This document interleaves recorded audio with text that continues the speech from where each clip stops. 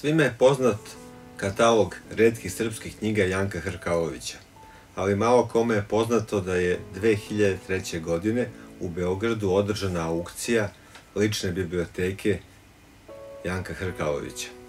Ja sam kao 26-godišnjak u to vreme učestvovao na toj aukciji i u nastavku možete pogledati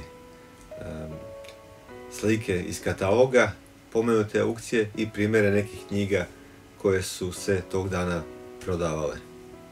Kao što ćete vidjeti u nastavku, u katalogu su navedene i početne cene aukcija. Primjera radi knjiga Ustanak na Dahije, Divot, kožno izdanje koje možete vidjeti na početku videa i na kraju istog. Početna cena je bila 60 evra, dok je postignuta cena na kraju aukcije iznosila 700 evra.